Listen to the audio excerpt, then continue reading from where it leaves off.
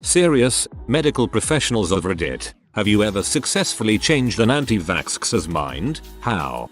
I did once. Saw a 8-month-old in the ear with a chronic cough. Spent a while with mom talking about what pertussis actually looks like and why there is a vaccine for it. She agreed to get her child vaccinated at the end of the talk. I listened to a great lecture once where the speaker said that people aren't afraid of the diseases anymore because they don't see them. They see autism, and that's concrete. They can't describe tetanus or pertussis, so they don't fear them. That's why they refuse vaccines. Good food for thought.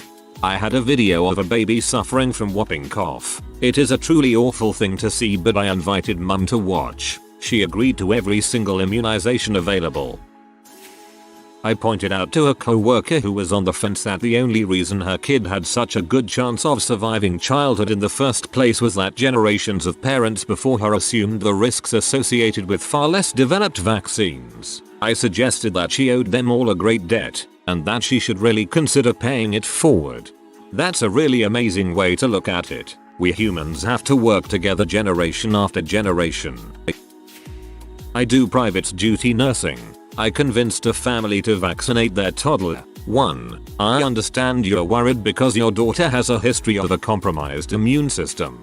That is a good and valid worry to have. 2. The pediatrician is saying it's okay to have her vaccinated now. 3. We're having a measles outbreak, which would kill her. 4. Your daughter won't get autism. If she didn't get autism from the thing they wrongly blame her disability on, then she definitely won't get it from something as simple as a vaccine. It took a heavy hitter to give her a bad reaction. This is kids play for her strength and fortitude. Bam. Shots done.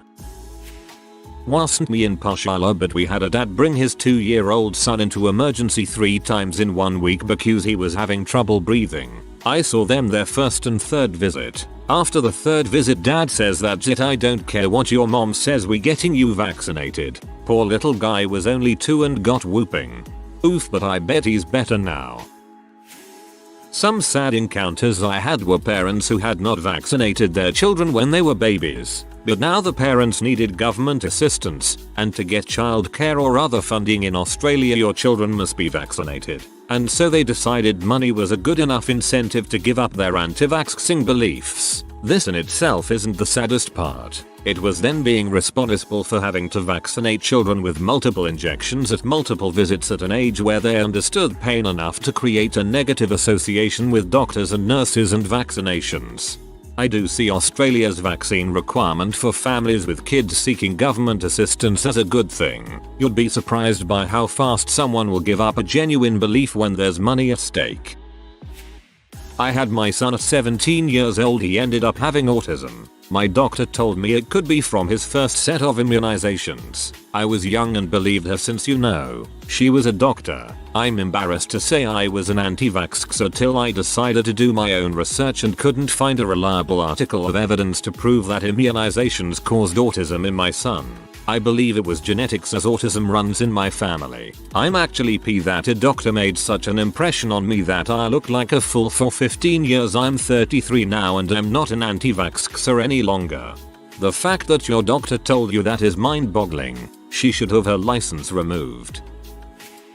Farmed here. I do a lot of health education with my patients. There's some great info here and my post likely won't be seen, but I'm happy to add if it helps anyone. Here are my tenets for the vaccine discussion. Be respectful and patient. Empathize with their concerns. 99% of them aren't malicious. They are just trying to do what's right for their kids. Acknowledge the fact that nothing in medicine is ever 100% harmless. My line is anything that has an effect will have a side effect in someone at some point. Provide examples of vaccine safety and disease harm, both from studies and your own experiences. The latter is not as objective, but some people connect very well to it. Understand that it will likely take time to get them to come around if they do. Many have no interest in changing their mind. I also encourage my colleagues to read up on why people believe in pseudoscience and how these beliefs often tie into people's own identities and how they view themselves. It's a big reason why these conversations are so difficult.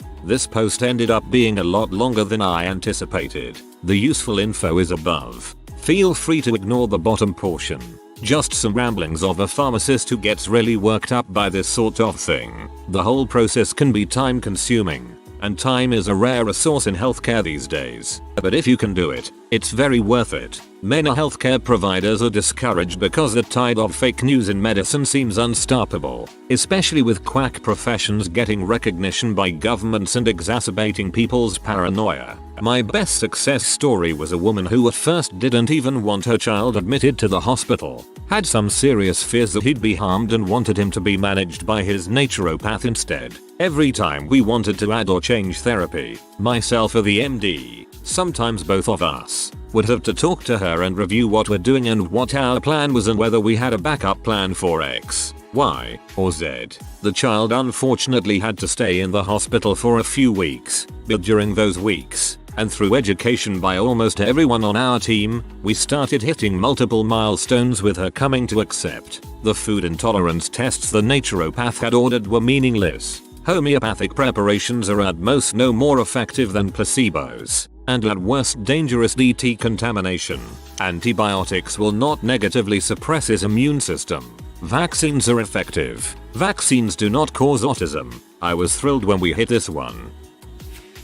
I took care of a patient who is super conspiracy theory. I asked him why we would bother putting microchips in the flu vaccines when we already know what he's doing based off his Facebook, Instagram, and other various social networking accounts for his conspiracy theories. I was able to tell him what he had for lunch within 30 seconds on my work computer by googling for his conspiracy theory account. Well, crap. I guess that does make sense. Go ahead and start me up fresh. God, this is great. He's terrified of being spied on, yet literally gives away all his details anyways. I'm glad you were able to bring him around, and I hope it gave him reason to reconsider his social media habits. I have never seen a true anti-vaxxer in the sense it is used today, anti-MMR, DAP, etc. But I have seen many people who did not understand how the yearly flu vaccine worked. Most of them were people who had gotten the vaccine in the past and still got the flu, thinking the vaccine gave them the flu. I took the time to educate them about the vaccine and the 0% chance of getting the flu from the vaccine. Once they understood they could possibly get the flu even if vaccinated, but that the chances were much lower, most would get the vaccine. Not to mention that norovirus, stomach flu, circulates at the same time and is very often mistaken for influenza. No, you didn't get the flu shot then got the flu. You got a totally different virus. I have changed many on the fence vaxxers' minds. Anti-vaxxers are a whole other breed. On the fences can be swayed with reputable sources and studies. I once had an anti-vaxxer completely go off on me simply for asking if her tetanus shot was up to date. She started accusing me of conspiring with Big Pharma to push deadly toxins on her just so I could make a profit. I calmly looked at her and asked if she thought I was such an evil person. Why would she assume I would stop at vaccines? I mean, it would be just as easy to push toxins through pills or any number of other medical treatments. For a moment, you could see the hamster wheel turning in her head. Then after a brief tantrum filled with quite foul language, she promptly walked out. When asking about changing an anti-vaxxer's mind, this might not be the direction you were hoping for.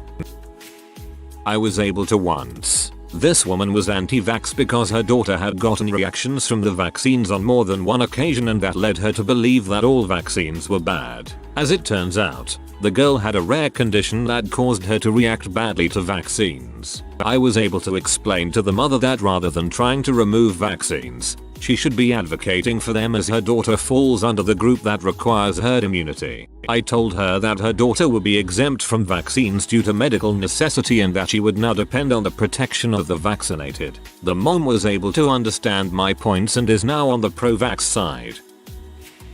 When I was a medical student, I met a pediatrician who was missing most of her fingers and toes. She had gotten the flu when she was younger, and had gotten so septic that her body shut down blood flow to her extremities, and her fingers and toes died and had to be surgically removed. She said that after sharing that story, most of her anti-vaxxers changed their mind. medical student in the United States here. It all depends on where they fall on the anti-vaccination spectrum. If a patient or parent is misinformed but willing to discuss, it's not too difficult to have an open dialogue and try to ease their concerns about vaccination. If they're a little more firm in their position, it's much more difficult to provide recommendations. Ultimately, it comes down to respecting the patient and earning their trust rather than spewing facts at them. I've had the most success when I provide personal anecdotes. For instance, my father required a bone marrow transplant a number of years ago and was unable to receive any vaccines afterwards due to his weakened immune system. If he came into contact with an unvaccinated individual that carried a disease that we prevent with vaccines, he could have contracted the disease. I was able to connect with an anti-vax parent in a similar situation and convince her to get her kids vaccinated. It's rare to have success, but it does happen, especially when you have the time to foster a relationship built on mutual respect.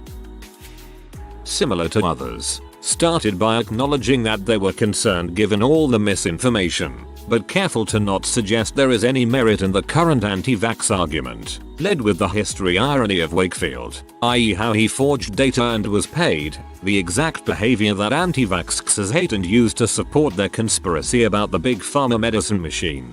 Shared facts about vaccine safety. Show them the autism speaks statement that clearly states there are no valid data to suggest an association between autism and immunizations. Shared stories of actual patients who suffered major consequences from acquiring a vaccine-preventable illness. It took a lot of time. I'm a subspecialist though, and it was especially important for the child to be immunized given their other diseases. But bottom line is that it's especially important for everyone to be immunized who doesn't have a medical contraindication. Yes, but unfortunately it wasn't until I was involved in her infant's care while he was suffering from pertussis contracted from her older children. Her baby was coughing so hard he wasn't able to breathe and had to be placed on supplemental oxygen, and she asked me if it was her fault. We had a talk and I feel like I changed her mind. Who knows if it stuck though? Yes, the mother of a 13-month-old who was hospitalized last night in fact. The funny thing is the kid was up to date on all immunizations through 6 months. Then mom's friends convinced her that shots were dangerous and she stopped allowing his pediatrician's office to give them after that. I think seeing her son in a hospital bed must have given way to a moment of clarity, because after we just gently explained that without vaccines her child could very well end up in the hospital again, she pulled a 180 and agreed to get him on the catch-up schedule prior to discharge. No lectures or guilting necessary. Sometimes people can make irrational decisions based on fear. I think most anti-vaxxers genuinely believe they are acting in their children's best interest, even if that puts them at odds with the overwhelming majority of the medical community. But in this case, coming face to face with a different sort of fear actually set things right. Okay, can someone explain the vaccine shedding thing to me? Like recently vaccinated people aren't allowed around cancer patients etc. Is that true? Someone on my FB is an anti-vax person and the only thing I can't dispute that they've shared is the shedding thing because I don't understand it. Is shedding an actual thing? Keep in mind, even intelligent people are susceptible to common misconceptions. I have an incredibly intelligent family, and even still, some of them think getting a vaccine equals getting sick for a short time. I've had to explain how flu vaccines contain a deactivated flu virus and remind them that the reason a lot of people get flu symptoms around the time of a flu vaccine is because when do people get flu vaccines the most? Flu season. As someone who has been diagnosed with high-functioning autism, it really doesn't affect me in my day-to-day life, so it makes me sad that people would rather have a dead child than an autistic one. But then again, people who think lol should probably not be parents. Yes, same, but it makes me pee not sad. I'm not sure I completely count it as changing someone's mind, but I have a patient that is about 12 who got her first vaccine last year. Every year we talk about risks and benefits of vaccines and which ones make the most sense to do next. I think some other providers might have, understandably, approached this family with frustration or anger for waiting until age 11 for the first vaccine, but instead I've partnered with them and worked with them. And she just finished her MMR series and is about to get her next tetanus booster. Baby steps are worth it in the end run. I've thanked parents with entrusting their children in my care, and then told them that vaccines are absolutely the most important thing that I do as a pediatrician. So if they trust me, they gotta know this. Nurse here. Short answer, no. The sickest kid I've ever taken care of was only 18 months old when he became ill very quickly. We did an emergency intubation while we tried to figure out what was going on. Turns out the kid wasn't vaccinated. We were trying to figure out if he'd been exposed to anything recently that would have made him susceptible. Mum's walls went up as soon as we asked if he was up to date on vaccinations. And we're not vaccinating. So don't waste your breath. This is her child laid there, too weak to breathe on his own. I threw up my hands and walked away. There's no talking sense into people. Not really. I've nearly gotten through to one of my friends, but after consulting with her Facebook group she doubled down on her beliefs. It's a shame too, because I did everything right. Cause everything on Facebook is true-s. You really can't fix stupid. But, years ago, my mother was going to intentionally expose my brother to chickenpox to get it over with, but our awesome pediatrician stopped her with this. You know the most kids I have to hospitalize in my practice? For complications from chickenpox. They get staph from the open sores then quickly turn septic. Stopped mom in her tracks. And this was in the 70s. We also have a cousin that contracted polio in the late 50s, early 60s. Did we vaccinate? The vaccine for chickenpox didn't exist in the 70s. It's barely been a decade since it was available, if I recall correctly, and I think the logic for exposing kids to it was that it was marginally safer than risking them catching it when they were older. I'm not sure you can say I changed it. Her kiddo got the flu, and it was really bad. Hospital bad. She got the rest of the family vaccinated after that. Didn't go for all the shots, but we did negotiate her into the flu, MMR and varicella. I want to say Hib and Hep and B as well.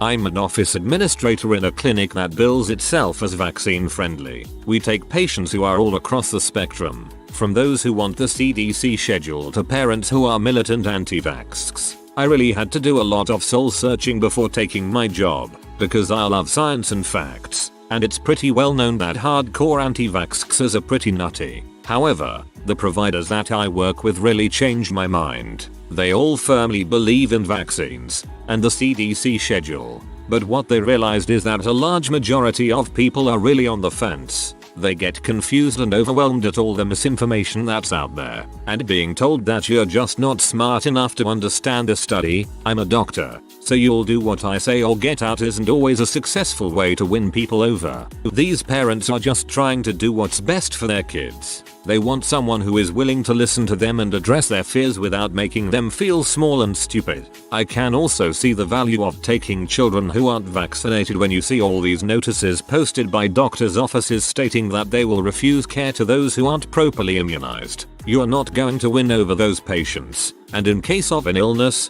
the parents will either refuse to seek any treatment or will go to someone who has no business treating them, like a chiropractor or homeopath. Everyone who brings their children into the office understands the risks they assume. If you want an office that's strict about vaccines, that's awesome, but children shouldn't be denied care because their parents make dumb decisions. I've found polio supporters to be about even with flat earthers when it comes to looking at opposing evidence with an open mind. In other words, fingers in ears, humming loudly and occasionally punching themselves in the nuts hoping to black out from pain so they won't have to hear it. I met one of them IRL. I was just finishing my degree in public health and we struck up a conversation. It was a mother and daughter. Her daughter was very bright, but had bought the anti-vax crap hook, line, and sinker. She wasn't vaccinated. The mother said she knew someone who had had a vaccine injury. Most anti-vaxxers have moved the goalposts and don't think they cause autism anymore. I talked with her for probably an hour or two about the safety of vaccines, why they're important, childhood diseases, and how it's not just for you, but to protect the people around you. I told them about my experience of getting the flu even after being vaccinated and why that happened. Basically, I was vaccinated against the current strain of American flu going around. so I wasn't protected from the English strain of flu. They actually listened and seemed interested in what I had to say. I like to hope that I at least pushed them in the direction of talking to their doctor. They seemed at least somewhat convinced. I don't know if they ever got the come to Jesus moment, but I sure hope so. It seemed like they were most convinced by the idea of herd immunity, that because some people can't be vaccinated for medical reasons, you getting vaccinated protects them. Yes, all the time by treating them kindly, going over risks and benefits while at the same time wanting to scream, ah, and addressing their concerns, which is the hardest part. More success with the flu shot than anything else, but I've been successful with others. Nope, in their minds I am part of an evil system paid to keep them sick. Stupid people are stupid, and you can't science someone out of ignorance they didn't use science to get themselves into. My daughter was supposed to get the mumps vaccine on a Wednesday of 1 week. I had work, so I rescheduled for Friday of the same week. Wednesday I come home and see her with symptoms of mumps. I'm just a nurse, so I can't diagnose, but it was almost definitely mumps. My wife has several friends who doubt vaccines, but after what happened to my daughter, none of us took any chances with vaccines. Heck, I would even give her the flu shot myself if it was legal. Well, I'm not a medic. Currently studying aerospace engineering in Italy. Sorry for my English, but I successfully changed the mind of an anti-vaxxer. His main thesis was, if we don't have huge problems with, for example, hepatitis, why have I to vax my kid? I'm started from introducing the survivorship bias. I didn't really studied it, but I know the sense of it. Basically, during the World War I there was an engineer that was engaged to enhance those wooden aircrafts. They were looking at bullet holes on aircrafts returning from battles. He decided to enhance areas with holes with better materials. The problem was that if an aircraft can return from a battle even with those areas ruined, they don't really need to be enhanced because they are not vital. They had to enhance the areas that on returned aircrafts was intact. They returned because those areas wasn't hit by bullets. This example of influence is pretty common in statistics. Sometimes we're going to consider only one part of data, making huge decisions while we're not considering others at all. So if we didn't have hepatitis epidemics in last years, it's not because nowadays it doesn't exist, but because humanity learned enough about it and know how to prevent hundreds of thousands of victims. And the cost of prevention is to vax your kid, even if the statistics is talking about 1 dead in a million. You're not going to consider that maybe this 1 dead was the only one without the vaccine, giving you the probability of 100% of mortality if not vaccinated. BTW, our discussion was long, about 2 hours. Can't write a book on Reddit. Generally you don't change the anti-vaxxer's mind. Their child does when they come in on life support because they didn't want chemicals harming their child in the form of the pertussis vaccine. Then they realized too late that the diseases are far worse than they realized, and the amount of chemicals going into their system just to keep them alive, and everything is awful. Though some still don't change their mind, like the kid who recently had tetanus in Oregon, which doesn't cause you to develop immunity. The parents stood by their choice. I guess technically this counts. I'm a pharmacist, and I will post anti-vax stuff to my Facebook feed occasionally. After a while of this, I was talking to a friend and she said that she used to be anti-vax, but my posts and those of other friends on the same subject had changed her mind. If you are new to the channel, you can subscribe. I publish new videos every day.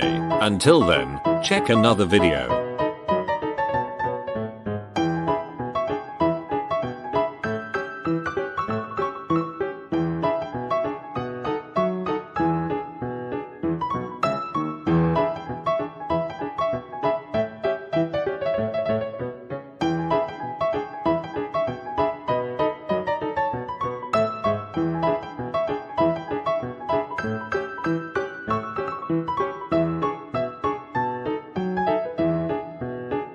Bye for now.